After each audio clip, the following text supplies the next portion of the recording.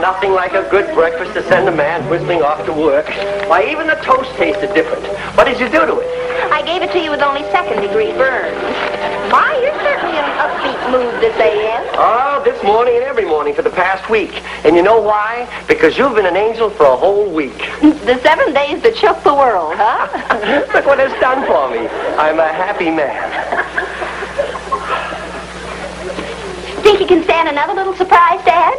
Come on, I'll get it. Oh, but Margie, you're going to spoil your old pappy. I just hope you like it. Of course I'll like it. Oh, but honey, you shouldn't have done it. Now turn around and close your eyes until I say ready. Oh, come on, honey. Don't keep me in suspense. Okay, ready. Well, how do you like my new mink? Isn't it gorgeous? What do you say? I say take it back. Never mind the details, but take it back. You've already got a fur coat, a perfectly good beaver. But I've worn it for years, and besides... I say take it back or pay for it, and that's final. Dad, listen to me. I don't have the beaver coat anymore. I traded it in on this mink. Oh, what was that? It's a new tenant next door. Nothing to worry about. He's probably just beating his wife. Now, about this coat. I don't know about wife beating, but if it's a daughter who goes out and charges mink coats, then I think he's got something there. But, Dad, I made the down payment. You only owe $4,200 on it. I owe? Now, listen here, young lady. I'm the breadwinner of this family and not the mink winner. Dad, if I take this back, I'll lose my beaver coat. That was part of the deal I made to get it wholesale. It was $5,000, but I'm getting it for $4,200 with a trade-in. Well, if that mink is still here when I come home, we're going to make a few noises in our apartment.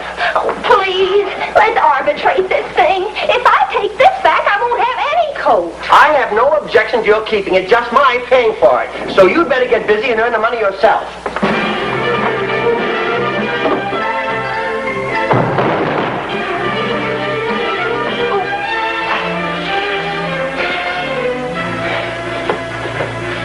I shall master you yet.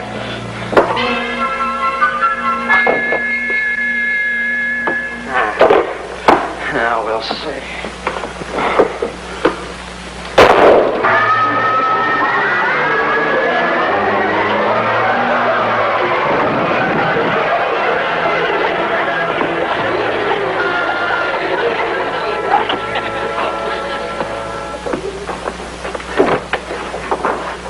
Excuse me, I heard a crack. It was nothing. Just a little invention I'm working on. Well, come in. I'll look you over and see if you'll do.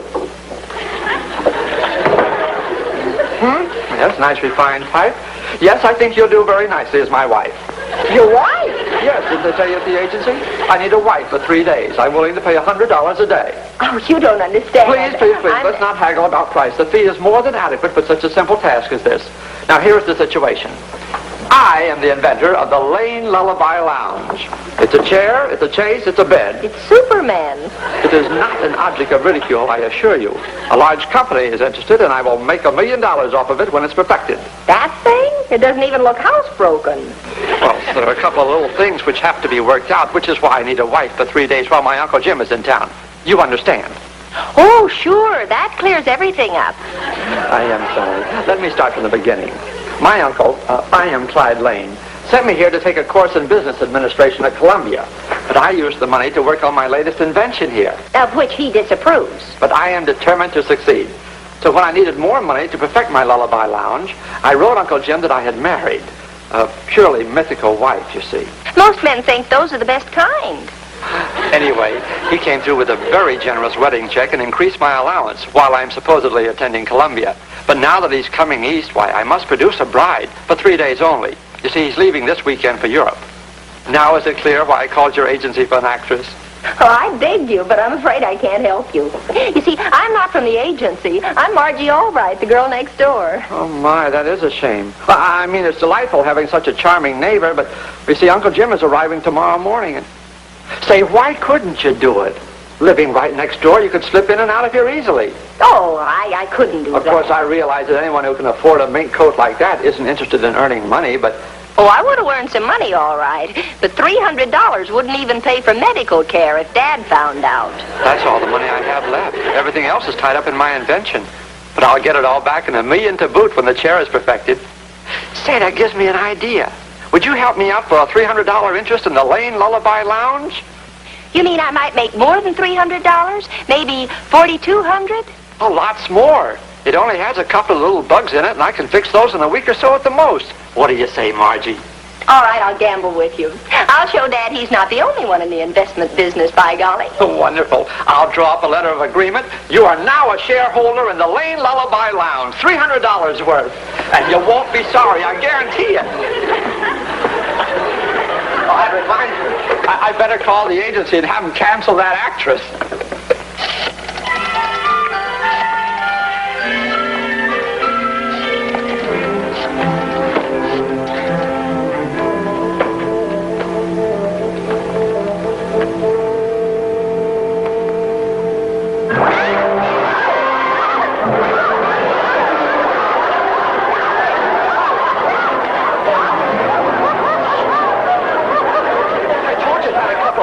In it.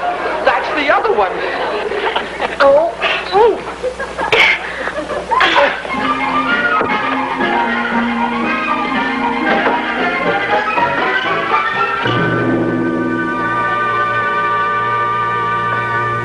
Margie? In here, Dad. With dividends quarterly plus $300. I told you to take this back, didn't I? Well, didn't I? No, you didn't. As a matter of strict fact, you told me to earn the money to pay for it, and that's precisely what I'm doing. Busy as a beaver. Or in this case, mink.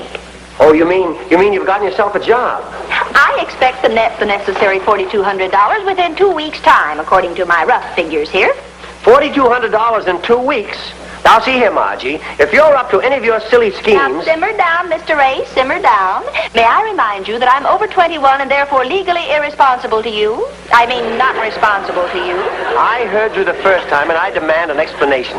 There's something phony about any job that you could get that would pay you $4,200 for 2 weeks' work. All I can tell you is I'm working for a man who... A man, so that's it. You want a mink coat, and up you come with a man. Who is in the furniture business, the designing end. So park your suspicions somewhere else, Daddy dear. This is a restricted zone. Hello?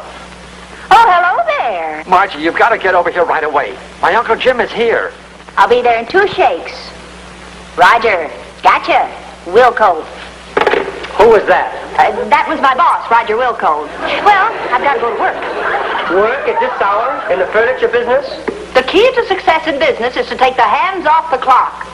Industry knows no hours, my boy. Now look here. What about my dinner? Cheer up, Dad. You've lost a cook, but you've gained a client. I may let you handle my investment. I demand to know how you can earn a mink coat in 2 weeks. Okay, I'll tell you. 2 weeks from now.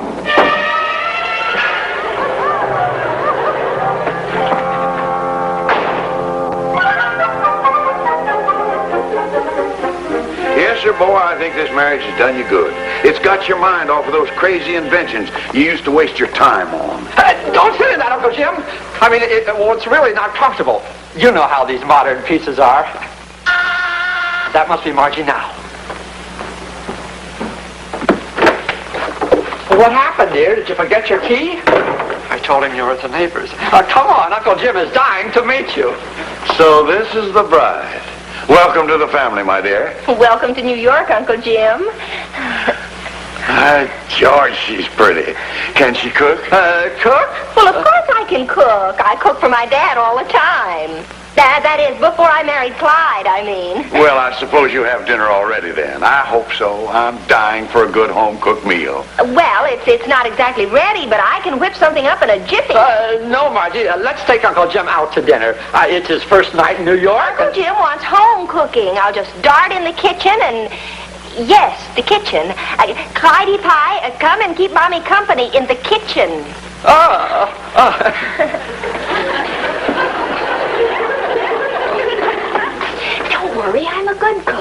It's not that. It's just that I haven't any food in the house. No food? I've been eating all my meals out. That's why I tried to tip you off.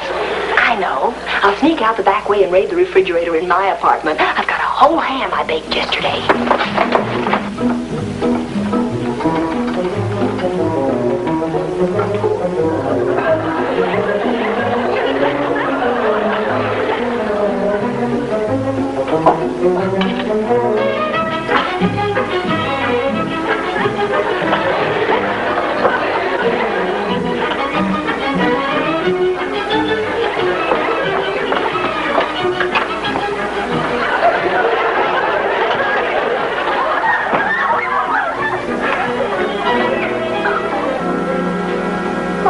Couldn't have taken it with me, could I?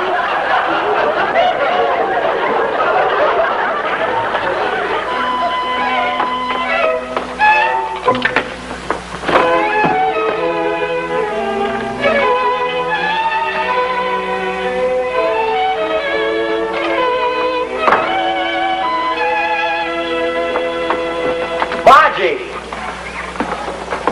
What are you doing here? Who, me? What are you doing with that ham? Well, I left for work in such a hurry I forgot my lunch. See ya. Oh, lunch. Oh, ham? Margie!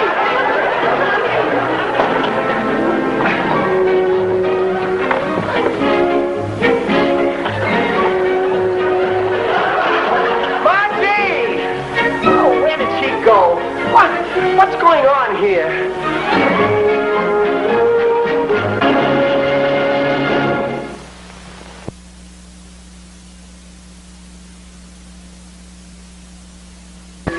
I can't remember when I've eaten such delicious ham. You're a lucky boy, Clyde. I certainly am so far.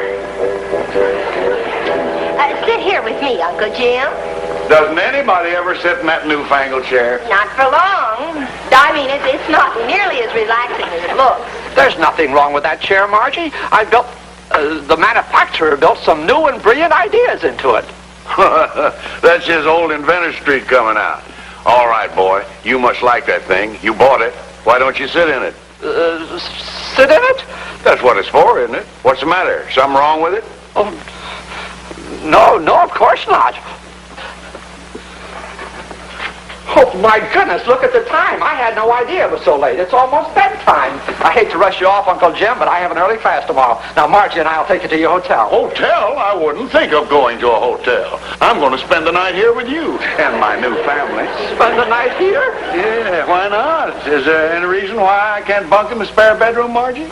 Oh, no reason I can think of. But maybe Clyde can think of one. I don't believe he wants to turn his old uncle out. As long as Uncle keeps on paying the rent, eh, boy? Yes, indeed. Come on, Margie. We'll get the spare bedroom ready.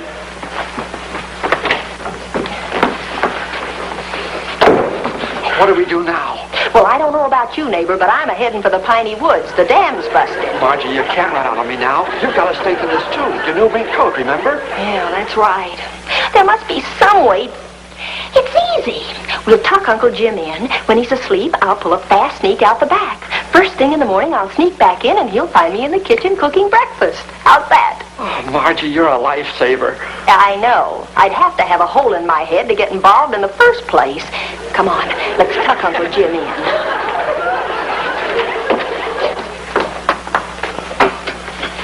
Your bed's all ready, Uncle Jim. Nighty-night. Pleasant dreams. Oh, but I'm not ready for bed yet. I always read until I get sleepy. Now, you two run along to your room. Good night, my dear. Well, we're not sleepy either. We'll stay up and read with you. Oh, no, that's very sweet of you, honey, but you have to get up bright and early and fix Clyde's breakfast before he goes to that early class. Well, I'll fix his breakfast tonight. Oh, stop treating me like a guest. I'm one of the family. Now off you go. I'm going to try that chair if nobody else will. Looks like it was made for curling up with a book.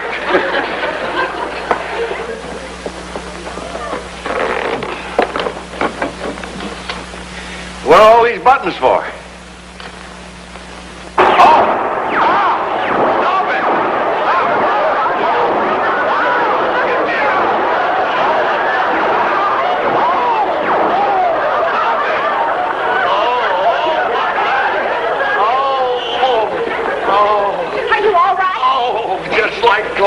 a full contraption in the house, crazy enough to be one of his inventions. And maybe it is. No, Margie, help me get him into bed. Bed? How do you expect me to sleep with my back killing me? Now, you just let me take care of you, Uncle Jim. I'll fix you a nice hot mustard plaster the way I do for Dad when his back kicks up. Margie, are you sure? And honestly, I doctor Dad up all the time. We do want Uncle Jim to get a good night's sleep, don't we? Well, Margie, I don't think there's any mustard in the kitchen. Oh, yes. I'll borrow some from our next-door neighbor. Oh, easy.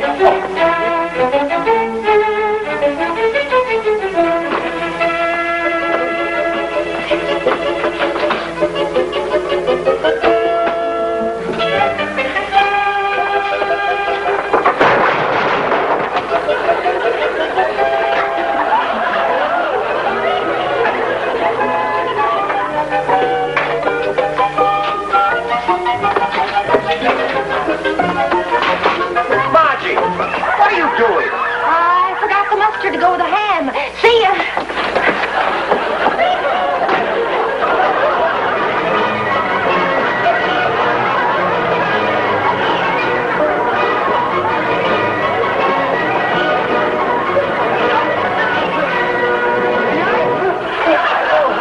Ma'am, I was just waiting for some mustard. I chased a baked ham into the elevator a while ago. That is my daughter. She's not a baked ham, but she's just loaded with mustard. And I...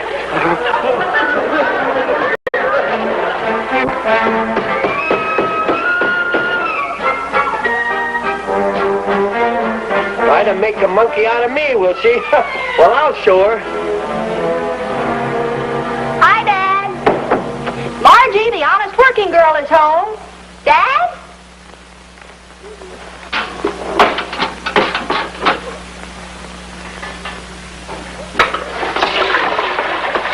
Dad, what's that thing? That's to teach you not to sneak in and out of the back door. Margie! Heaven's sakes, Dad. Schoolboy tricks at your age.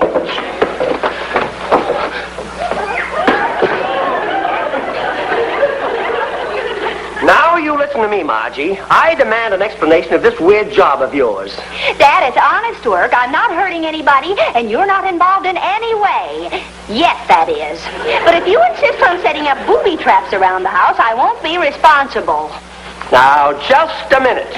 How about that ham? Yeah, how about that? It was delicious. My employer and his uncle enjoyed it tremendously. It's no use, Dad. I can't tell you any more. You'll just have to trust me. All right. But just answer me one question. When you leave this apartment by the back door, how do you get into the elevator so fast? Well, that's easy. I didn't go down the elevator. I went down the back stairs. Oh, the back stairs? Oh, why the back stairs? Well, after eating all that ham, I needed the exercise. Good night, Dad.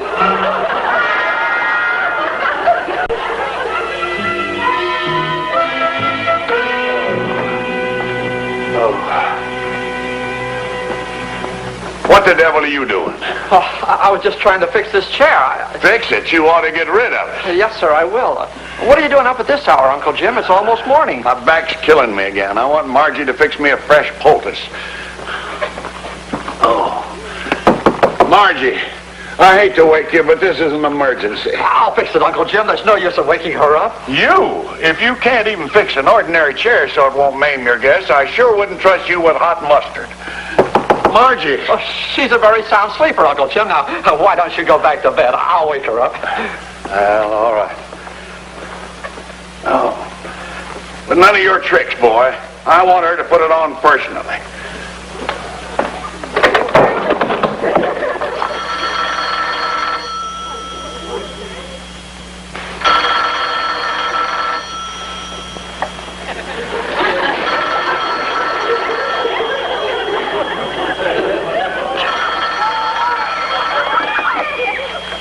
Hello? But it's only 4:30. I know, but he wants some more mustard. More mustard? All right, I'll be right over.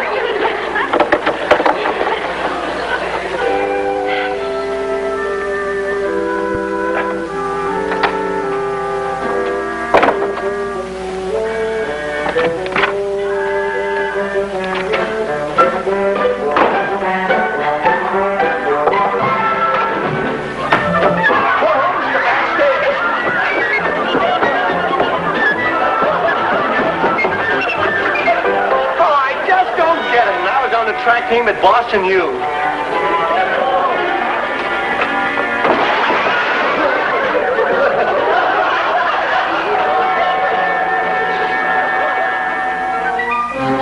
I know it's afternoon, Mr. Honeywell, but I'm not coming to the office until I find out what Margie's up to. I'm standing guard at the front door, and the back door is nailed shut. Hold on a minute. But really, buying me a mink coat is just too much. I really can't accept it. Of course you can accept it. You made me so happy a mink coat's a drop in the bucket. Well, all I can say is every girl ought to have a bucket like that.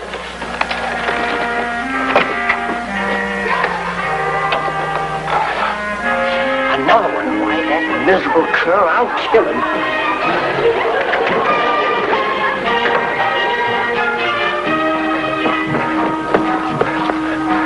Oh, no, not again. Looks beautiful in it, doesn't she? But what are you doing home? I thought you had classes. Oh, yes, sir. But I had some free time, and, well, I have some men coming to take this chair. I mean that you said you didn't like it, so that... Oh, now, you don't need to send it back on my account. Oh, I agree with Clyde. You don't like the chair, so out it goes. Excuse us a minute.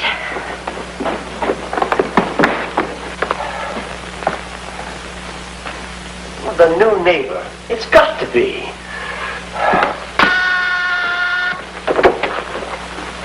So it is you. Where's Margie? What business is it of yours? I'll show you what business of mine it is. Oh! You miserable cad. Get up so I can hit you again. I'll teach you to play mink coats with my daughter. Get up, you old goat.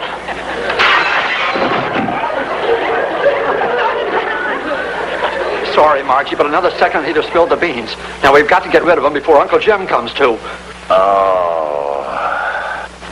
He's coming out of it. Quick, put Dad in the chair.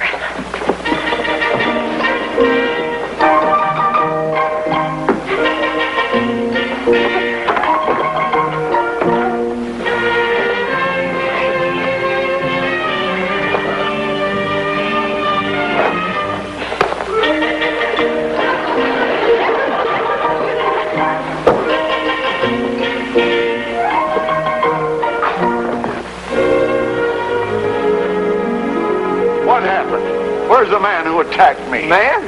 What man? Some maniac forced his way in here and asked for Margie, and before I could find out who he was, he socked me. Trucking company, ma'am. We're supposed to pick up a chair. Yes, of course. Here it is. Take it away, gentlemen. But, Margie, wait. Wait? For what? Uncle Jim doesn't like it, so out it goes. But, Margie, the furniture company is... Yes, dear, the furniture company is to blame, so they get it back. Okay, tote that barge, lift that chair, and away we go. Well, so much for that. Sort of clears the atmosphere to have it gone, doesn't it? Well, never mind that blasted chair. I want to know who the man was who socked me. And why did he mention your name, Margie? Well, Uncle Jim, you may as well know the truth. That was my father. You see, he doesn't approve of my marriage, but I promise you, he won't trouble you again before you leave. Well, I approve of your marriage, Margie, I can tell you that. But I'd just like to have the chance to pound some sense into your father's head. Well, I'm afraid that will be impossible under the circumstances. Oh, Clyde, what was it you were trying to tell me? Just this. The furniture company where the chair is going is located in Grand Rapids. Oh, really? Well, naturally, most... Grand Rapids?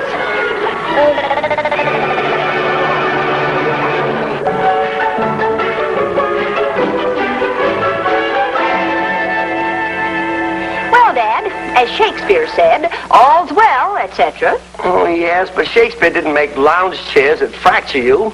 My back feels like I've been sleeping in a mouse trap. Now, don't complain. We got word to those trucking men just outside of Schenectady, so you didn't have to go all the way to Grand Rapids after all. I had to pay them double time to bring me back to New York. I suppose your friend Clyde will reimburse me. No, but I will. Here you are, Dad. 3 shares of stock in Lane's Lullaby Lounge. It's a chair. It's a chaise. It's a bed. It's my little Margie.